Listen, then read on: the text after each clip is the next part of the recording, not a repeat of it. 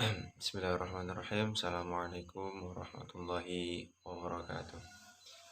Sebelumnya perkenalkan, nama saya Muhammad Aminuddin, NIM 12631202034. Di sini saya akan menjelaskan mengenai materi dari bab 11 dan juga materi dari bab 10 dan juga bab 11. Yang pertama, langsung saja ke materi bab ke-10, yaitu mengenai schedule penelitian. Nah, di dalam penelitian kualitatif ini biasanya selalu memperhatikan mengenai schedule atau jadwal penelitian yang dibuat dalam bentuk urutan waktu penelitian yang akan digunakan selama penelitian berlangsung. Nah, uraian tentang waktu penelitian ini dimaksudkan itu yang pertama untuk perencanaan, jadi sebagai perencanaan kerja penelitian itu sendiri. Yang kedua, untuk menentukan alokasi dana.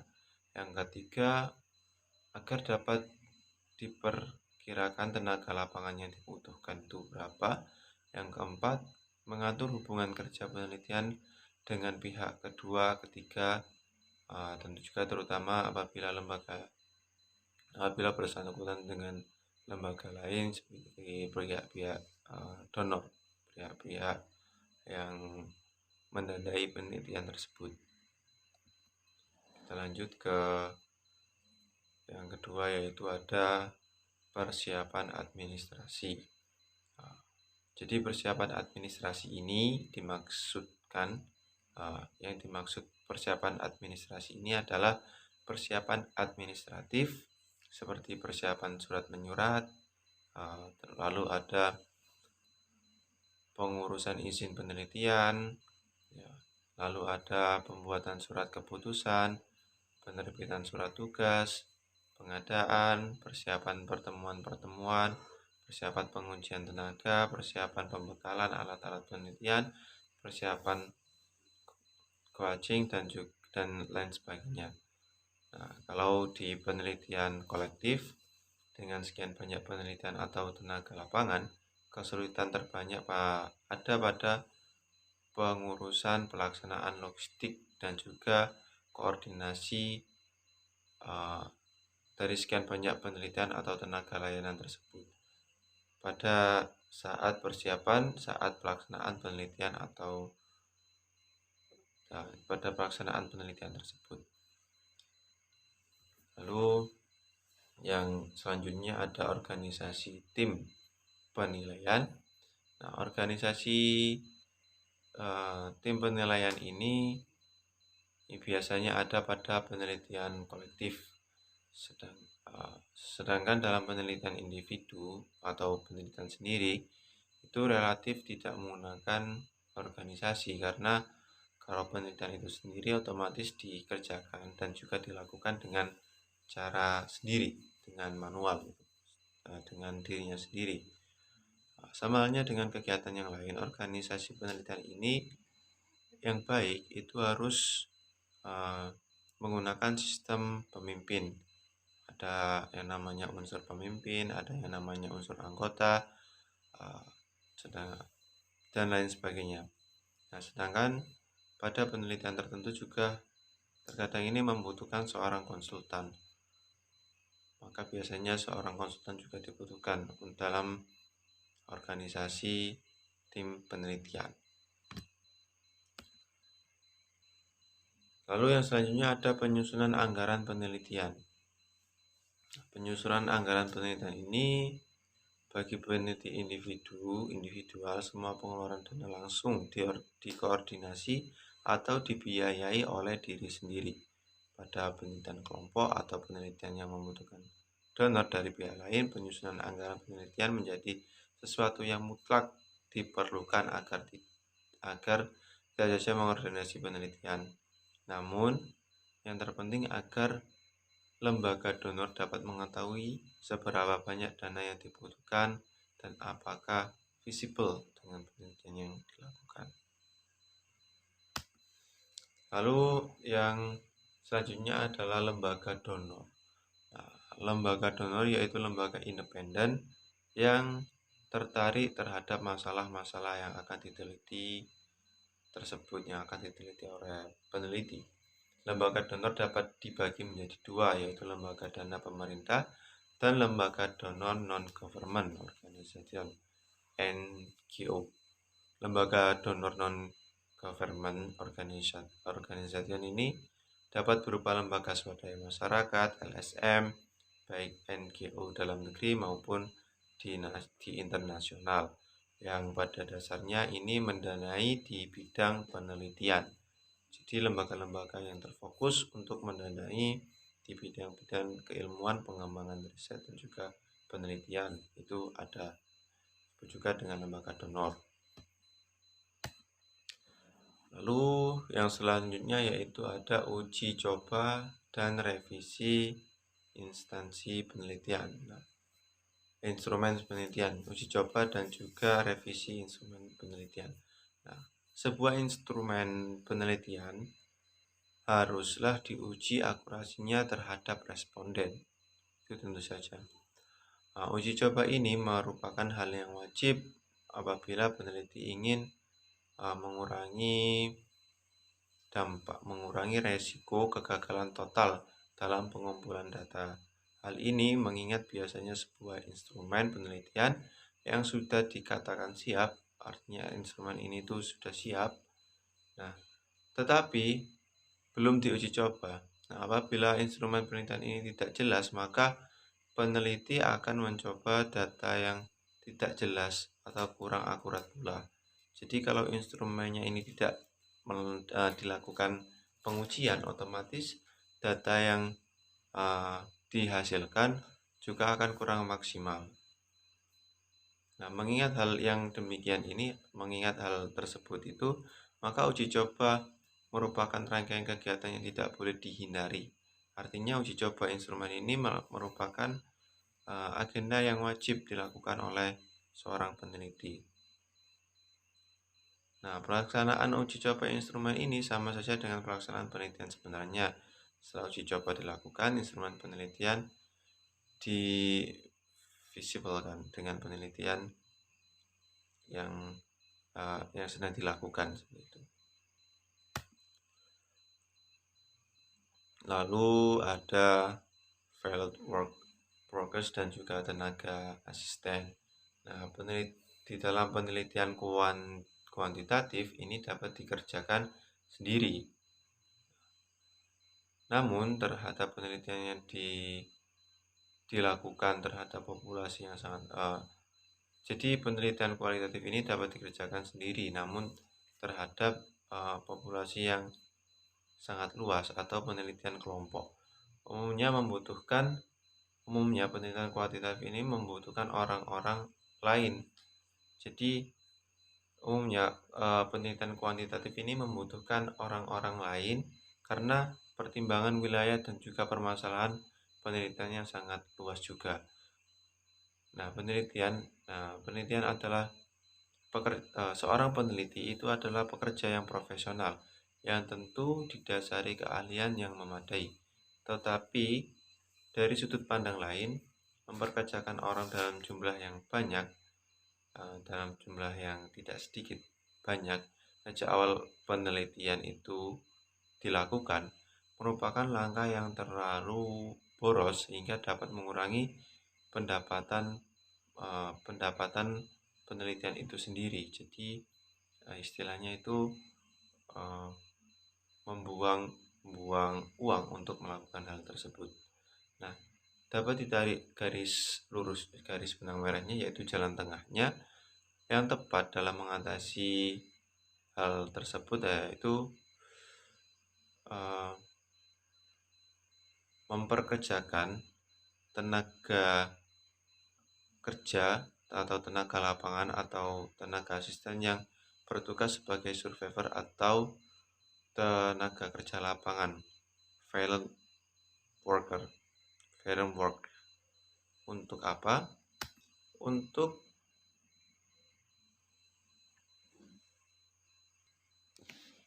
apa sih untuk tenaga pekerja ini? Yaitu untuk mengumpulkan data-data yang di lapangan untuk membantu kita dalam melakukan penelitian tersebut. Lalu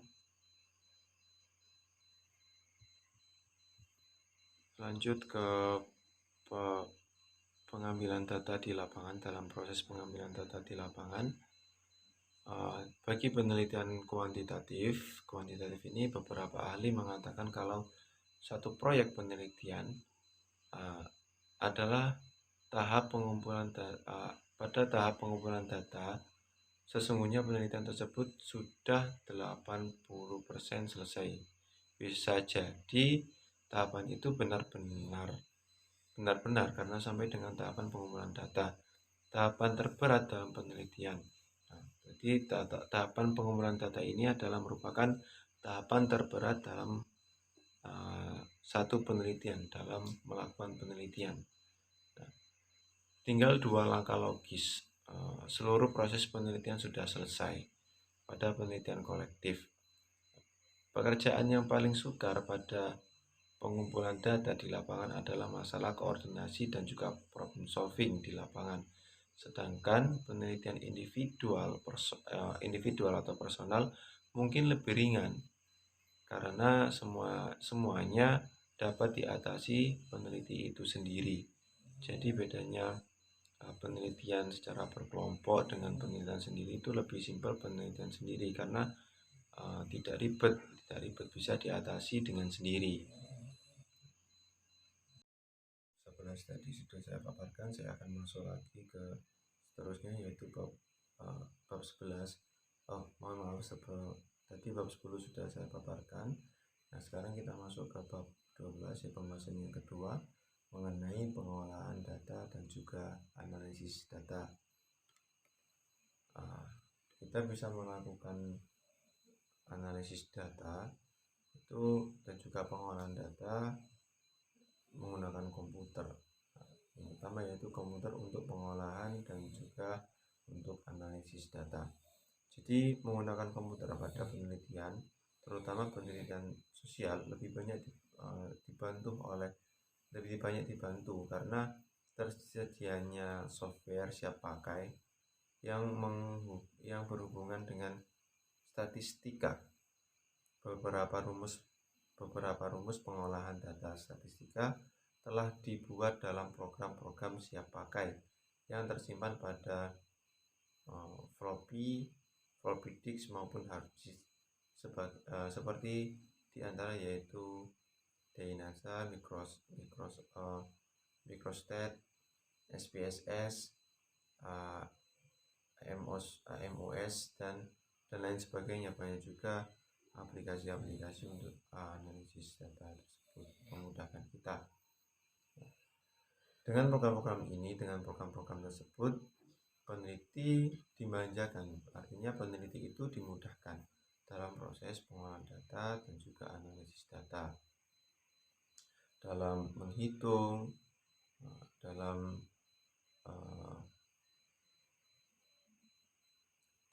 proses menghitung data itu sudah tidak usah bingung-bingung lagi karena sudah dibantu dengan adanya program tersebut. Sehingga peneliti hanya dituntut untuk menguasai bagaimana mengoperasionalkannya saja. Jadi kita sebagai peneliti itu dituntut untuk bisa mengoperasionalkan program tersebut yang sudah disediakan, yang sudah ada.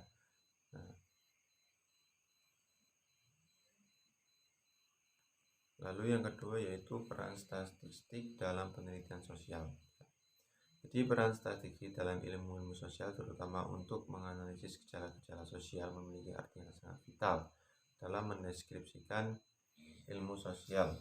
Dalam mendeskripsikan ilmu sosial ini membutuhkan statistik deskriptif statistik. Kegunaannya untuk mengilustrasikan atau mendeskripsikan berbagai gejala berdasarkan keadaan apa adanya dari gejala itu sendiri, tanpa perlu mempertanyakan mengapa gejala tersebut terjadi. Jadi bisa membuat ramalan terhadap apa yang bakal terjadi atas gejala-gejala tersebut. Kegunaannya untuk memberikan penjelasan mengenai hubungan-hubungan antara gejala-gejala sosial yang muncul. Bentuk statistik ini tergolong statistik elementer. sedangkan statistik lanjutan dan advanced statistik hampir tidak pernah digunakan dalam ilmu sosial untuk menganalisis gejala-gejala sosial.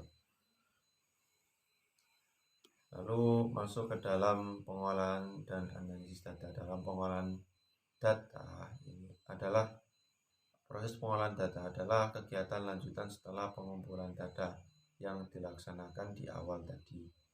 Pada penelitian kualitatif, pengolahan data secara umum dilaksanakan dengan memulai tahap memeriksa atau bisa disebut juga dengan tahapan editing. Nah, proses pemberian identitas yaitu coding, proses pembeberan yaitu tabulasi. Yang pertama yaitu editing. Proses editing yang paling baik proses editing adalah kegiatan yang dilaksanakan setelah penelitian selesai menghimpun data di lapangan. Nah, proses editing yang paling baik adalah dengan teknik silang, yaitu seorang peneliti atau peneliti kelompok field worker itu memeriksa hasil pengumpulan data peneliti, memeriksa hasil pengumpulan data peneliti lain dan sebaliknya pada satu kegiatan peneliti tertentu. Nah, proses editing dimulai dengan memberi identitas pada instrumen penelitian yang telah dijawab, kemudian memeriksa satu persatu lembaran instrumen pengumpulan data, kemudian memeriksa poin-poin serta jawaban yang tersedia. Lalu jika dalam tahapan editing terdapat kejanggalan atau kendala-kendala, maka yang bersangkutan ini atau seorang peneliti ini harus yang pertama yaitu kembali ke lapangan untuk menemui sumber data yang bersangkutan. Artinya harus kembali ke lapangan untuk menemui sumber data yang bersangkutan tadi. Yang kedua yaitu menyisihkan instrumen tersebut sebagai instrumen yang tak terpakai. Jadi setelah instrumen itu dirasa janggal, nah itu instrumen kita sisihkan dulu, kita tidak pakai instrumen tersebut. Yang ketiga, melakukan cek silang atau berkonsultasi dengan peneliti lain untuk mengecek kebenaran data yang terkumpul. Nah, pengkodean setelah tahapan editing selesai dilakukan, yaitu setelah selesai pengkodean dan juga tahap editing, kegiatan berikutnya adalah mengklasifikasi data-data tersebut melalui tahapan coding. Pengkodean ini menggunakan dua cara, pengkodean frekuensi dan pengkodean lambang. Nah, yang selanjutnya yaitu tabulasi. Nah, tabulasi ini adalah memasukkan data pada tabel tertentu dan mengatur angka-angka serta menghitungnya. Ada beberapa jenis tabel yang bisa dipakai dalam penelitian sosial, yaitu bisa tabel dan juga tabel kerja.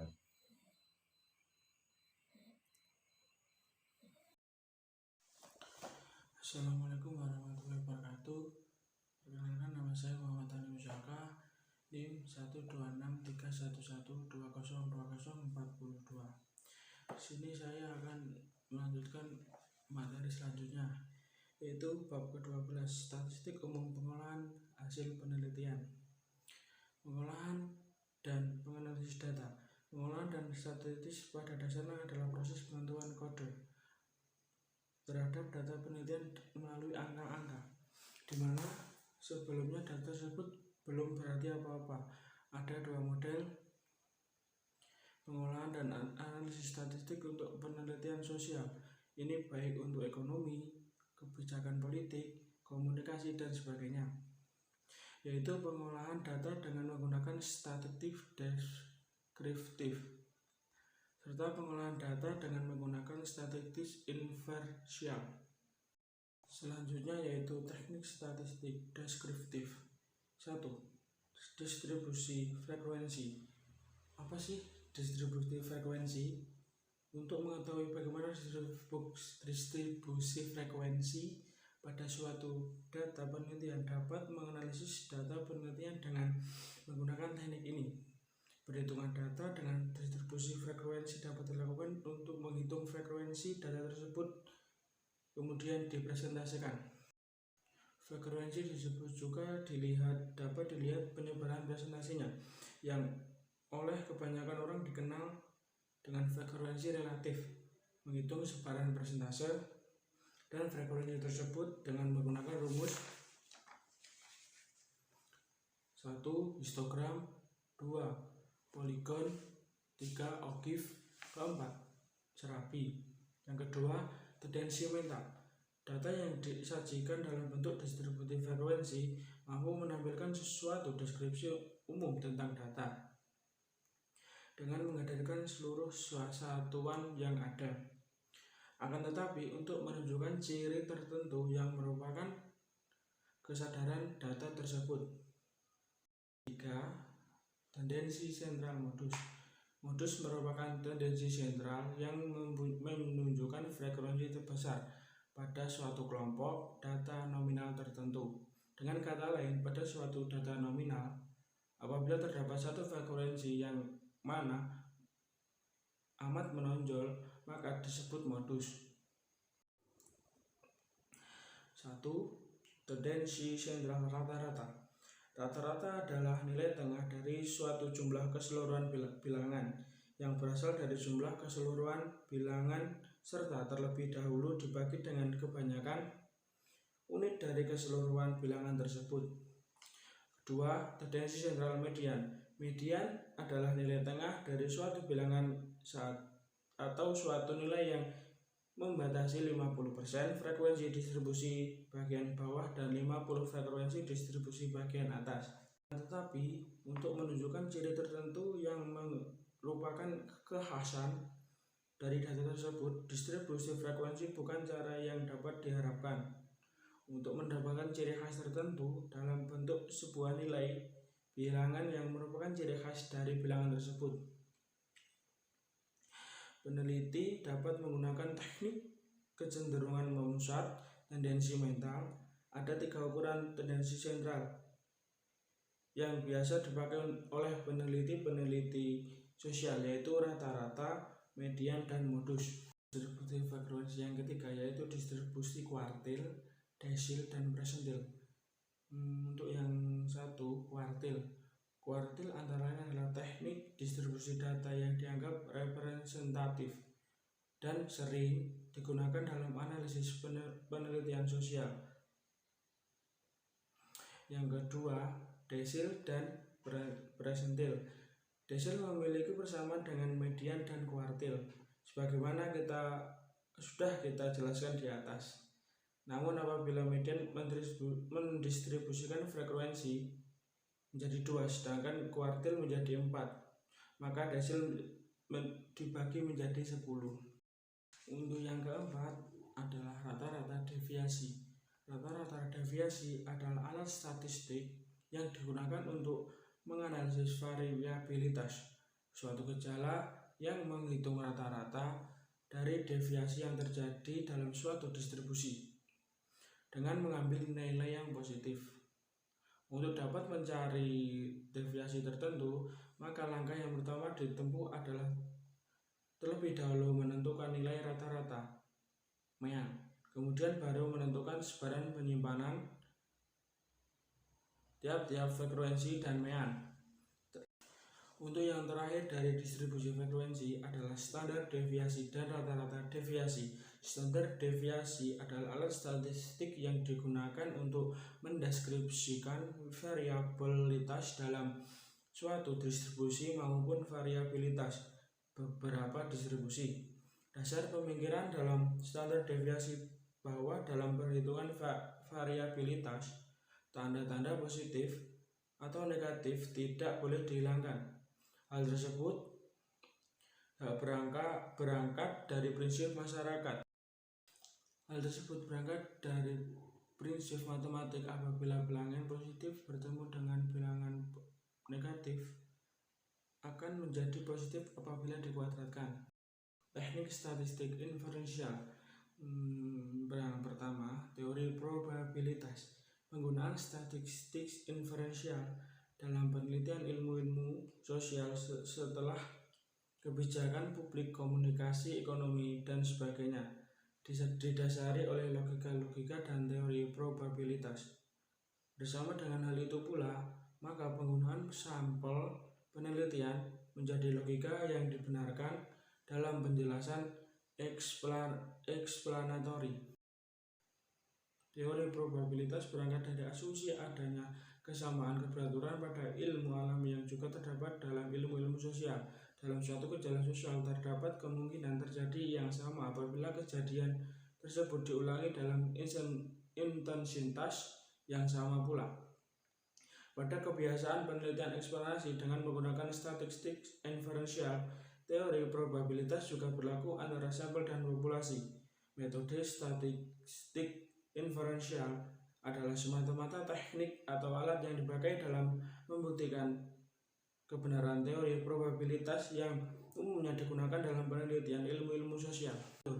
Analisis regresi adalah analisis persamaan garis yang diperoleh dari perhitungan-perhitungan statistika. Umumnya disebut model untuk mengetahui bagaimana perbedaan variabel mengaruhi variabel lainnya.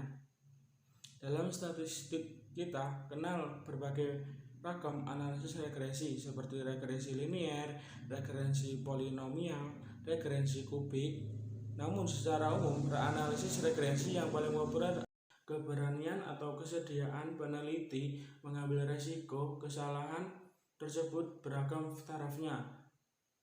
Besar taraf signifikan dinyatakan dalam suatu bilangan persentase, umpama 50%, 10%, 5%, 1%, dan sebagainya. Dalam penelitian sosial, kelaziman menggunakan taraf signifikan adalah sekitar 5% sampai dengan 1%. Maksudnya ialah apabila ada 100 kali peristiwa, maka kemungkinan penolakan terhadap hipotesis atau kemungkinan terjadi kesalahan antara 5 sampai dengan 1 kali.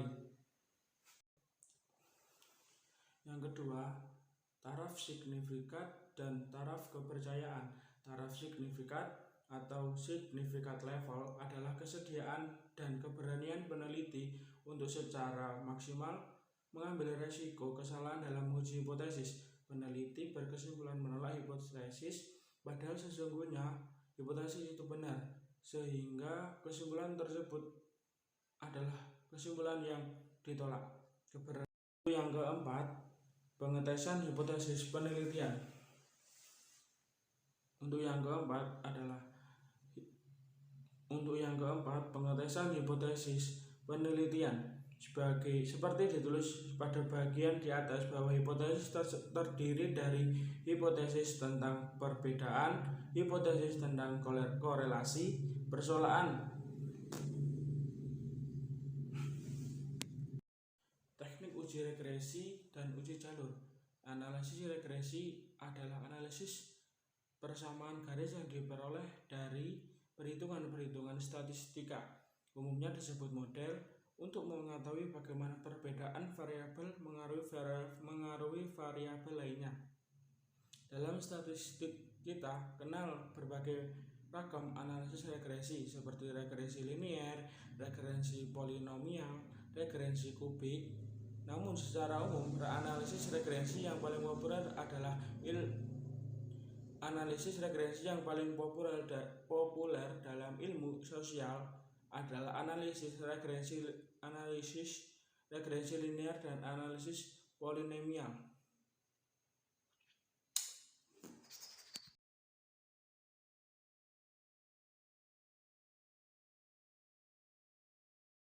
Saya Aldiandika, NIM 1261311202032. Di sini saya diberikan kesempatan untuk menjelaskan sedikit tentang bab 13 dan juga bab 14. Untuk bab 13 kita langsung ke bab 13, yaitu pembahasan hasil penelitian. Di dalam penelitian kuantitatif, pembahasan hasil penelitian ini sering dilupakan oleh seorang peneliti karena peneliti itu sering menyangka apabila telah menganalisis data penelitian dengan statistik, ketika ketika ia telah menguji hipotesis, maka selesai sudah analisis penelitiannya. Padahal analisis data dengan statistik hanya menunjukkan data yang sudah terbaca atau data yang sudah tertera gitu maksudnya, dan memiliki arti dan penjelasan hanya berupa metodologis, namun sama sekali belum masuk ke dalam penjelasan substansi pembahasan, jadi masih mengambang begitu maksudnya. Nah, oleh karena itu peneliti dituntut untuk membahas hasil analisis agar bermakna sesuai dengan kondisi yang diinginkan untuk diketahui dalam penelitian tersebut. Nah, dalam pembahasan terdapat beberapa poin-poin penting yang harus ada dalam pembahasan penelitian kuantitatif. Yang pertama adalah temuan hasil penelitian. Yang kedua adalah teori yang kita gunakan dalam penelitian tersebut. Yang ketiga adalah hasil penelitian orang lain, yaitu kita akan membandingkan hasil penelitian orang lain dengan hasil penelitian kita. Yang keempat adalah gagasan orang lain yang diketahui. Dan yang terakhir adalah pendapat pribadi peneliti. Jadi kita memiliki pendapat sendiri tentang hasil penelitian kita, seperti itu. Nah, mungkin juga ada penyebab pembahasan dalam penelitian itu kurang maksimal. Mungkin yang pertama, itu alasan yang pertama adalah peneliti itu tidak tahu betapa pentingnya pembahasan dalam penelitian kuantitatif yang sudah saya sebutkan di awal tadi. Terus alasan yang kedua itu peneliti enggan membuat kesimpulan yang berani dan spektakuler. Yang ketiga, peneliti itu tidak terbiasa membuat tulisan yang dapat menghasilkan pengetahuan baru ataupun mengkritik temuan atau pengetahuan yang sudah lama. Jadi mereka itu masih peneliti itu masih takut gitu, masih di zona nyaman, seperti itu maksudnya. Nah, alasan yang terakhir yaitu peneliti itu kurang memiliki materi yang diperlukan dalam pembahasan. Jadi kalau kita mau melakukan penelitian, tentunya kita harus memiliki persiapan yang matang dari materi juga terutama. Nah, di dalam pembahasan hasil pembahasan ini di dalam perguruan tinggi itu terdapat perbedaan, di mana biasanya itu di perguruan tinggi ada skripsi dan juga tesis.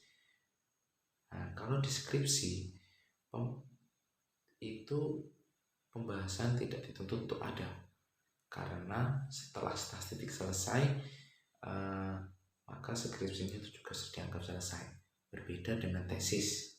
Apabila kita itu ujian akhirnya kita menggunakan tesis bukan skripsi ya, jadi kita itu dituntut untuk membuat pembahasan yang baik dan juga memenuhi syarat sebuah tesis. Oleh karena itu pembahasan merupakan bagian terpenting dalam sebuah tesis.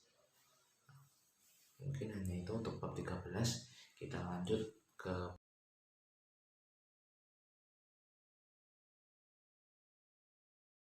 bab 14, yaitu adalah tentang laporan penelitian dan penulisan karya ilmiah.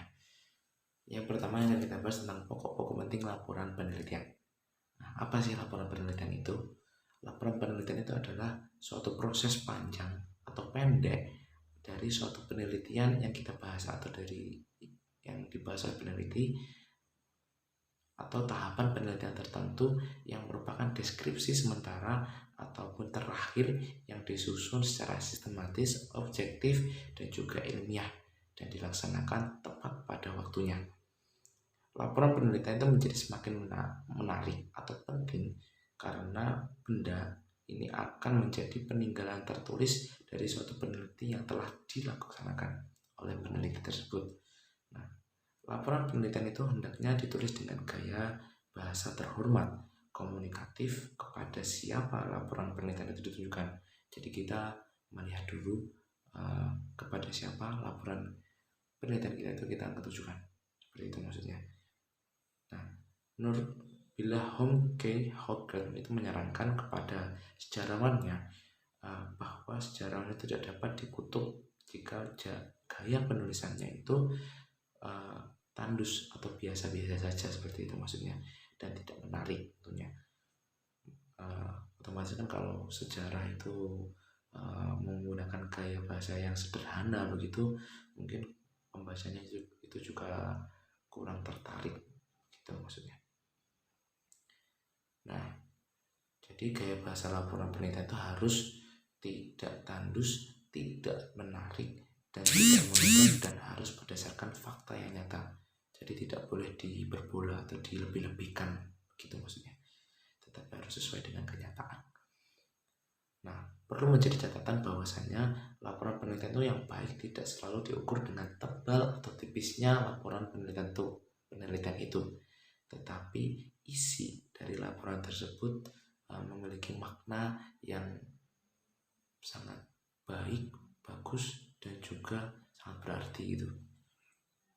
Nah, lalu kepada siapa sih laporan itu disampaikan? Yang saya sebutkan tadi kan kalau membuat laporan itu harus sesuai dengan apa yang laporan itu ditujukan kepada siapa begitu. Nah, di sini kita jelaskan kepada siapa sih laporan penelitian itu disampaikan. Nah, peneliti itu harus mengetahui kepada siapa mereka itu menyampaikan laporannya. Nah, karena itu peneliti harus menyesuaikan bahasa yang dipakai dengan sang pembaca laporan tersebut. Bahkan kalau perlu, peneliti harus mengetahui latar belakang sosial budaya sang pembaca laporan penelitiannya. Jadi menyurvei dulu begitu maksudnya. Nah, hal ini perlu untuk menghindari misunderstanding terhadap laporan penelitian yang disampaikan. Menurut Karl H. Weiss, ada beberapa kemungkinan calon pemakai laporan penelitian. Di antaranya yang pertama adalah organisasi pemberi dana, mungkin atau instansi atau bagaimana. Terus yang kedua adalah lembaga nasional seperti pemerintah. Yang ketiga adalah lembaga lokal. Keempat ada direktur proyek khusus yang ingin membahas atau ingin mendukung penelitian kita, contohnya mungkin seperti itu. Yang kelima staf pelaksana. Yang keenam ada pelanggan atau klien suatu program.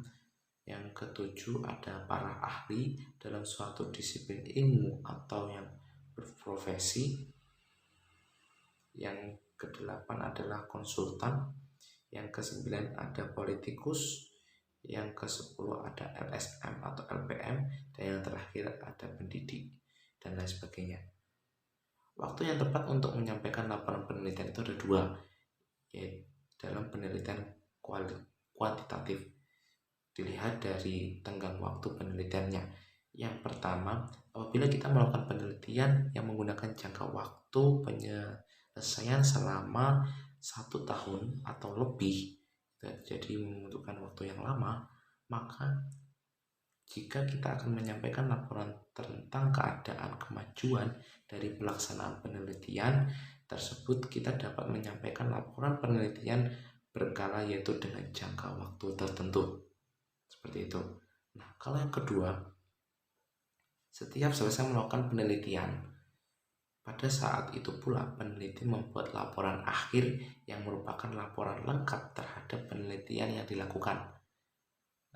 Baik laporan akhir maupun laporan berkala ataupun tahapan tertentu, semuanya diberikan tepat pada waktunya, yaitu secepat mungkin setelah penelitian dilaksanakan.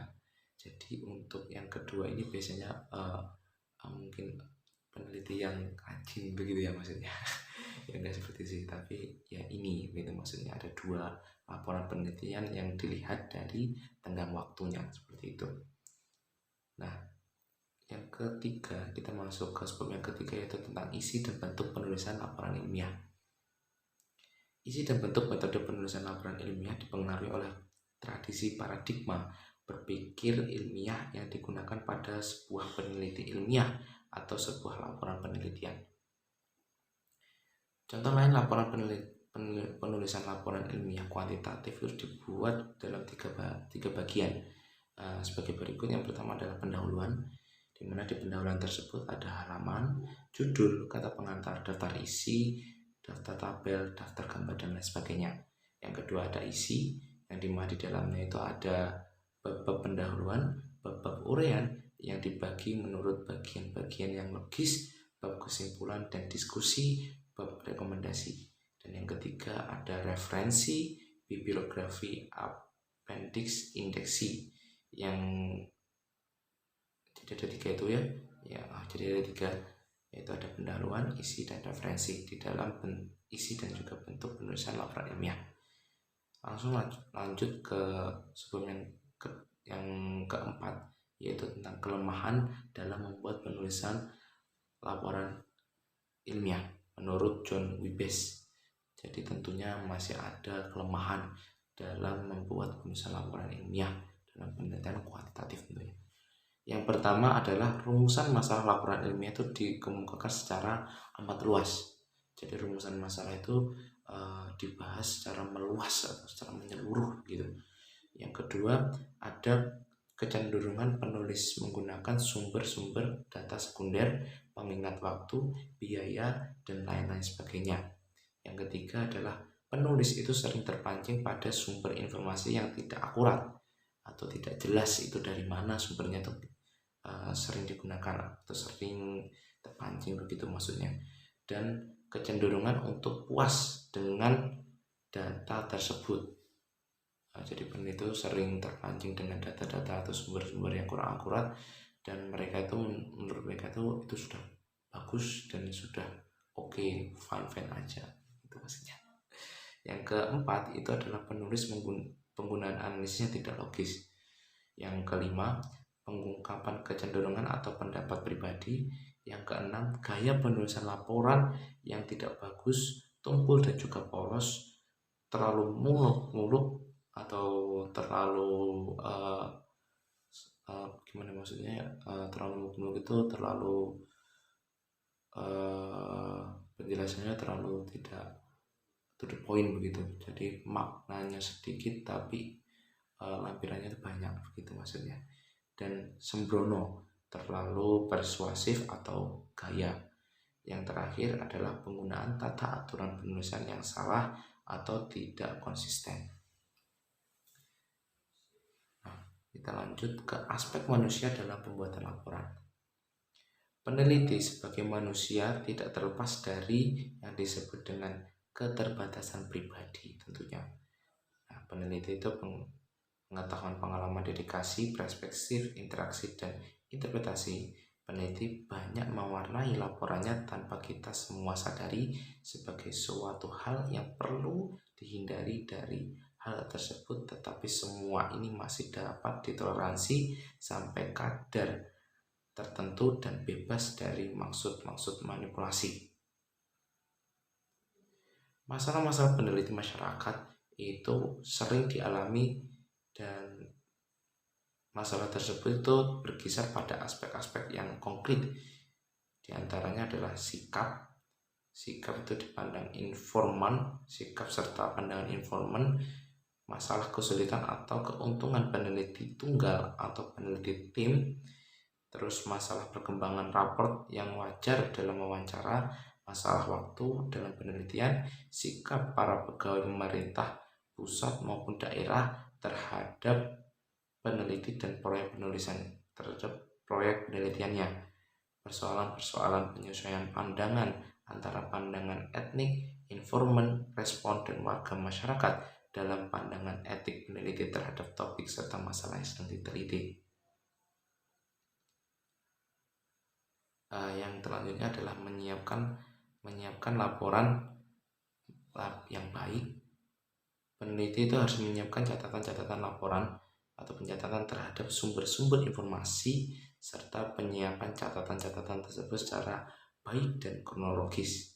Pada akhir kerja peneliti itu sementara peneliti membuat draft laporan kasar dari kerjaan penelitiannya. Dalam tahap penelitian tersebut, peneliti itu telah memiliki laporan kasar, dan juga pada bagian selanjutnya itu peneliti mengecek kembali semua draft kasar tersebut, dan tidak mengherankan apabila ada beberapa penulisan terpaksa di-scrap karena dipandang tidak relevan dengan tujuan penelitian yang dibahas oleh peneliti. Lanjut untuk laporan penelitian mahasiswa. Nah, kecenderungan yang muncul di banyak mahasiswa Indonesia itu bahwa membuat laporan penelitian, baik itu skripsi, tesis, kecuali disertasi, tanpa melalui penelitian-penelitian yang sistematis. Hal ini terjadi karena alasan pertama itu adalah mahasiswa itu tidak kurang memahami tentang metodologi penelitian. Yang kedua, maksudnya mahasiswa itu kurang meminati ilmu pengetahuan sebagaimana persyaratan orang berkecimpung dalam dunia intelektual, sehingga mengakibatkan tesis atau skripsi yang dibuat oleh mahasiswa tersebut sangat jauh dari yang kita harapkan, baik itu dari struktur, baik itu dari setiap karya ilmiah. Mahasiswa itu tidak sama antara satu perguruan tinggi dengan perguruan tinggi lainnya. Mengapa demikian? Karena asas utama laporan karya ilmiah itu penilaiannya tetap sama. Begitu pula struktur karya skripsi, tesis, dan disertasi itu berbeda secara gradual sesuai kedalaman dan tingkat startup pendidikan mahasiswa. Sehubung dengan itu, setiap fakultas menerbitkan sendiri laporan penelitiannya. Mungkin cukup sekian yang bisa saya sampaikan. Mohon maaf apabila ada salah kata atau penyampaian yang kurang menarik, atau teman-teman itu yang masih kurang paham tentang bab yang saya terangkan. Saya mohon maaf. Wassalamualaikum warahmatullahi wabarakatuh.